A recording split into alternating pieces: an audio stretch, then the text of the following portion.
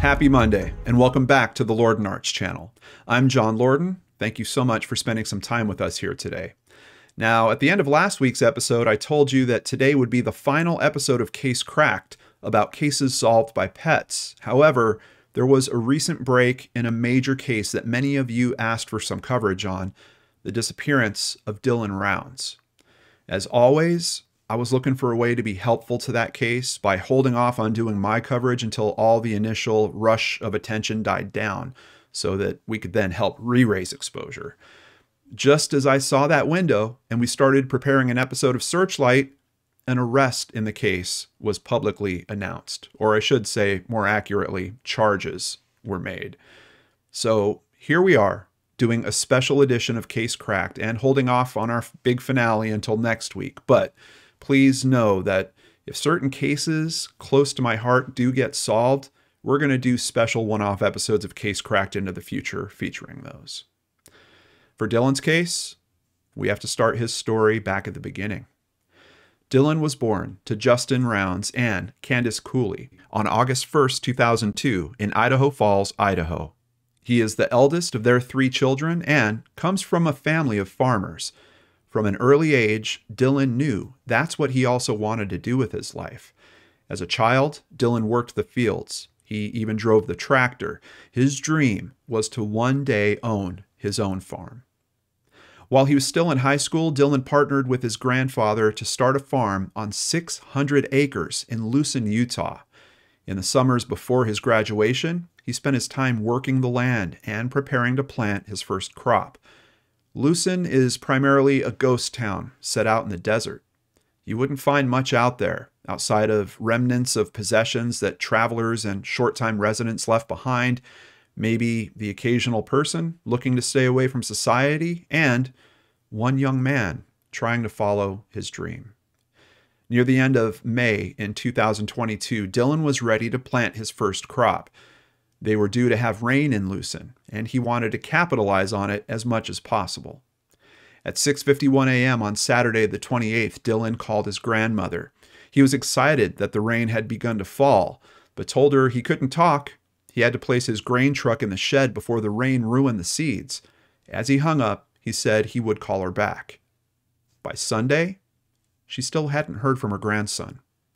A flurry of phone calls would happen that day amongst his friends and family, bringing the realization that no one had heard from Dylan. Knowing that something was wrong, his parents made the drive from their home in Idaho to Lucin. His mother, Candace, called the Box Elder Sheriff's Office, or BESO, in nearby Brigham County and filed a missing persons report on the way. When his parents reached his farm, the scene they found was confusing to them. His grain truck was parked in the shed, just as he told his grandmother he was going to do.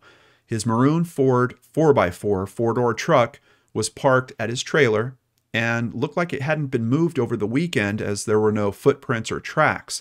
But something was off. The truck appeared to have been pressure washed. It was also locked, which is something that Dylan never did. His father broke a window to get into the truck and found that the pistol Dylan usually carried with him was not in the truck. When police and search and rescue personnel arrived, they began scouring the areas that Dylan spent the most time in. 100 yards south of the shed that held his grain truck, there's a large pile of dirt. Laying beside that pile, as if it had been placed there, were Dylan's work boots. They were clean and untouched by the rains that had fallen that weekend. Dylan didn't have different sets of shoes. He had work boots. His family said he would wear those until they fell apart, and then he would go and buy the same style again. Investigators told Candace that his boots appeared to have a spot of blood on them. Dylan's cell phone, wallet, his pistol, and his key fob for his truck had still not been found. Investigators even searched the actual dirt pile for Dylan after finding his boots nearby, but found nothing else.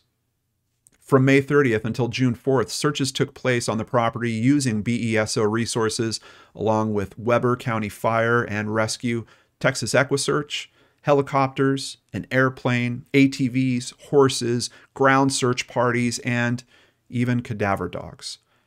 On Tuesday, the 31st, the family received a phone call from one of Dylan's former farmhands, Kurt. He claimed that Dylan was being held hostage by a man named Chase and another guy in Montello. 6 deputies were sent to the location, which was thoroughly searched, but no sign of Dylan was found.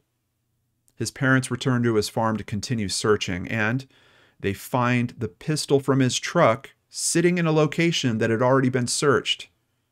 The family has no idea who snuck back into his trailer and left the gun behind. The next day, the key fob appeared, sitting in the same place the gun was found. Both had been wiped clean and had no fingerprints or DNA. Is it possible this stuff was originally missed, or was the person responsible for his disappearance returning to the land to leave these items behind? And if they were, why? At one point, Dylan's parents, along with law enforcement, witnessed some strange activity from Dylan's only neighbor, James Brenner. The 58-year-old felon had been squatting in a trailer on property adjacent to Dylan's trailer and his shed. Brenner would occasionally help Dylan on the farm when he needed it. While they watched, Brenner pulled the grain truck from the shed and power washed it. They also saw him go into the shed and remove 4 trash bags that he loaded into his pickup truck and left with. When the shed was examined, it was still just as dirty as when they first looked at it. So what exactly did Brenner take from the property? Quote, "He wasn't cleaning up garbage that day," Candace said. Whatever he took out in those bags was to hide right under law enforcement's noses. Pleas were made by family members in the press and on Facebook. An initial reward of $20,000 was upped to $100,000.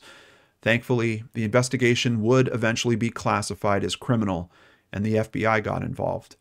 Soon, Brenner was questioned, and he admitted that he was the one who took Dylan's boots. He stated that he found them by the shed on the property, picked them up, moved them by his camper, and then decided Dylan wasn't coming back for them. So he took them and placed them by the dirt pile. On June 16th, a search warrant was finally served on James Brenner for the trailer he was staying in. In that search, they found ball ammunition, ignition caps, black powder, and speed loads, all related to muzzle loading, but the items were not seized at that time. There were no muzzleloader firearms located in the trailer. The affidavit states that a few days later, a friend and neighbor of Brenner, known only as DH, was questioned. He stated that after Dylan went missing, Brenner brought 3 black powder guns over to DH's residence and asked him to safekeep them. When DH asked why, Brenner stated that he needed to do this for his own safety and that the last time he had trouble with the law, they took everything from him. DH turned over the 3 muzzleloaders to BESO, who booked them into evidence. Saturday, the 18th, would bring some answers and open up new questions. Dylan's phone was found at the bottom of the drained pond, and his call records and cell phone pings would tell quite a story.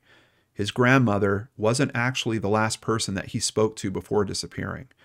After he spoke with her, he called James Brenner. His phone then showed that it went to Brenner's property, where it stayed for a little while. Then it went back to Dylan's trailer before going back to Brenner's again. It showed that its final location was at the pond. Brenner's trailer was again searched, and this time he was found to have even more ammunition. As a felon, Brenner was charged with 3 counts of being a restricted person in possession of a firearm, which is a 3rd-degree felony. That move kept him locked up while the investigation continued. And on July 6th, Brenner was formally named a suspect in Dylan's disappearance. August 1st, 2022 was Dylan's 20th birthday. To honor the life he loved, his family paid tribute to him by sending out black-eyed Susan seeds to friends of their efforts nationwide. Finally, in March of 2023, 10 months after his disappearance, authorities from the Box Elder Sheriff's Office announced they had finally filed murder charges in the case of missing Dylan Rounds. James Brenner has been charged with criminal homicide, aggravated murder, and abuse or desecration of a human body.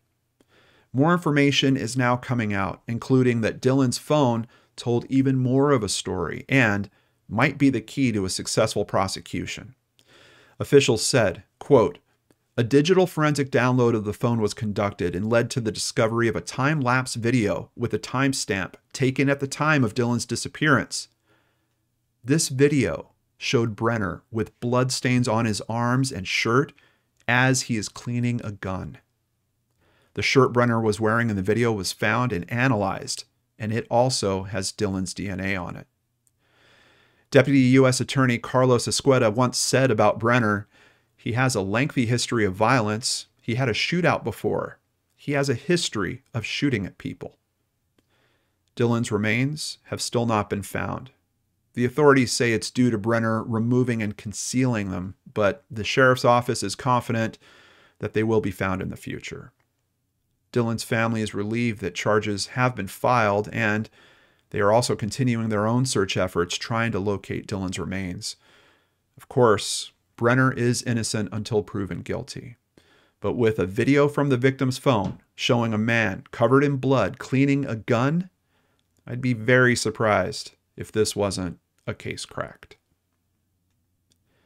I would like to thank NBC News, Heavy.com, DisappearedBlog.com, ABC4.com, KSL.com, East Idaho News, Fox13Now.com, KEZJ.com, Standard.net, and TheSun.com.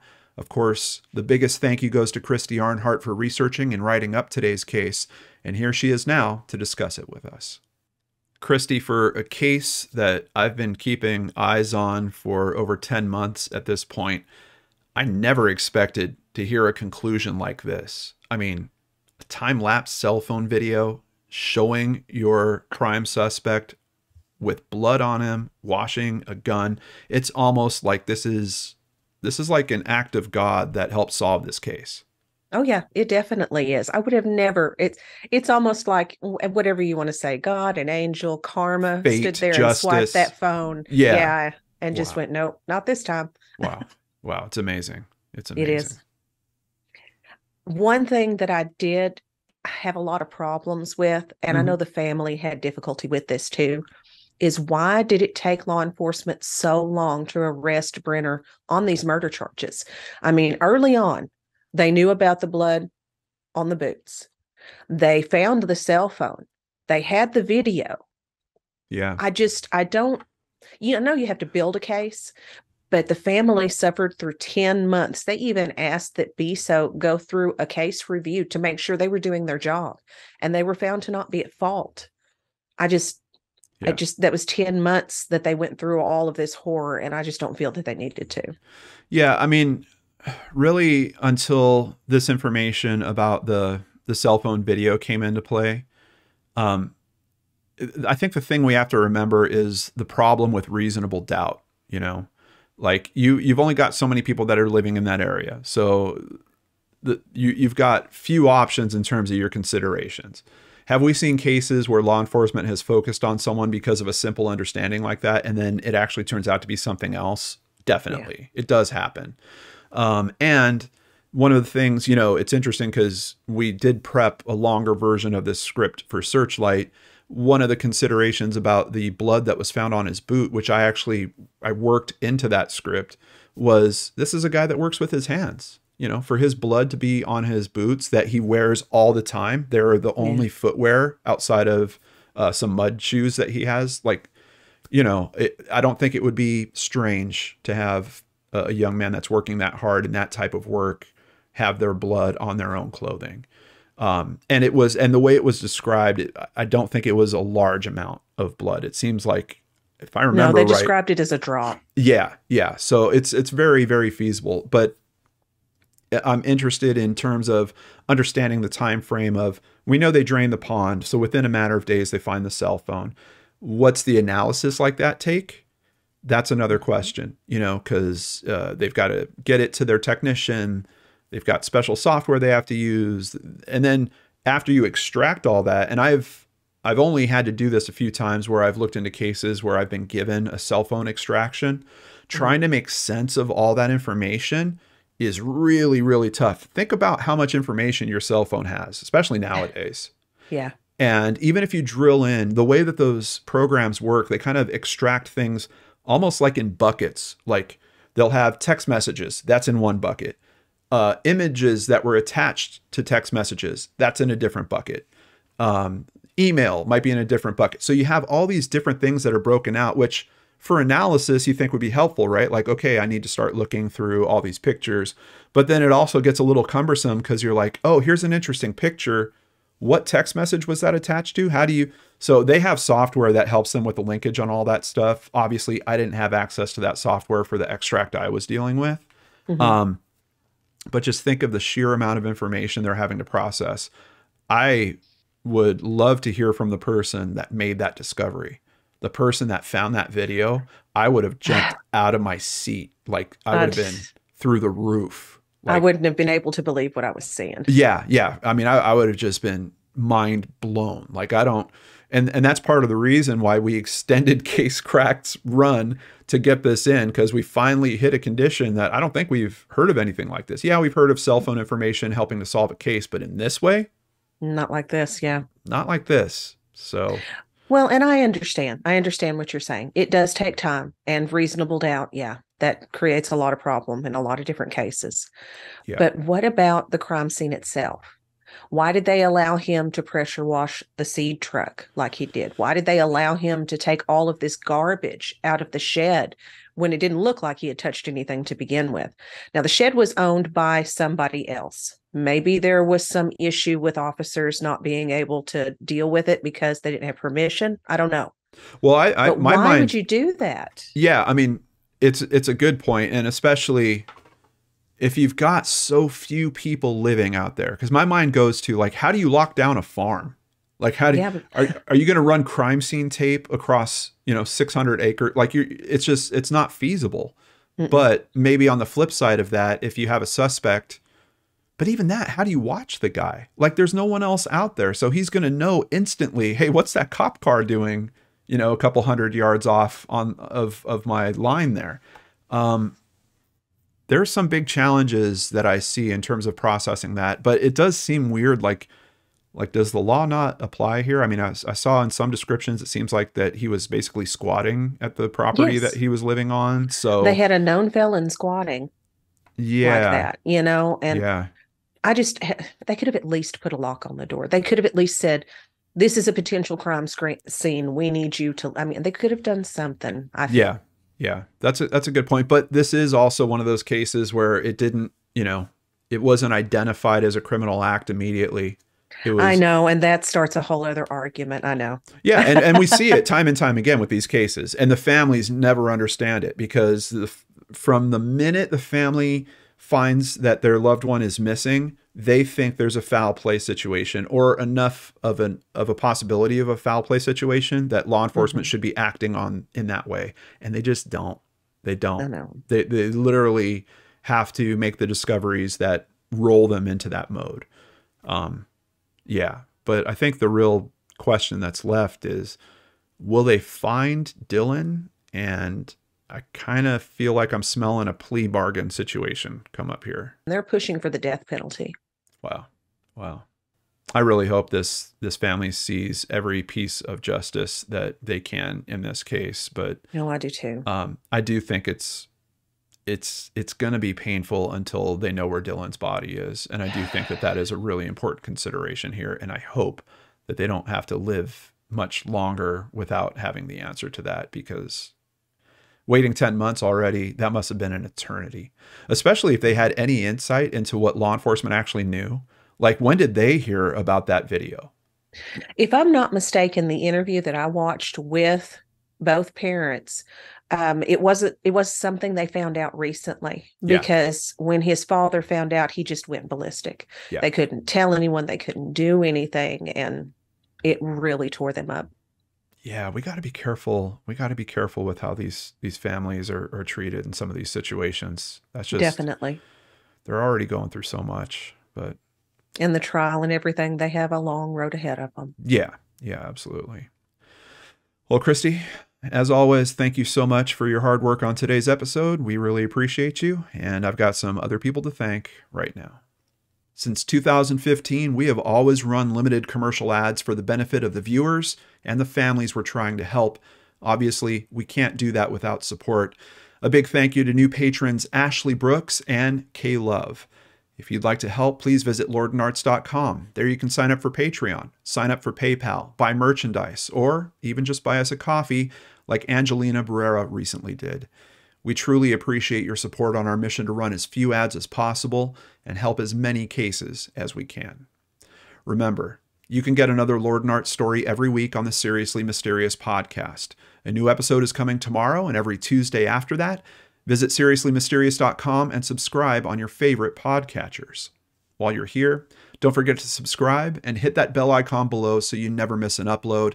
Also, if you'd like to catch one of our weekly Secret Studio live shows, be sure to check the description box below for our new channel link, LordanArts Studio 2. Please join us next week for the final regular release episode of Case Cracked. You won't want to miss 3 great stories about cases solved by pets. Of course, I'll also be back with a new unsolved mystery for you on Friday, right here on the LordanArts channel.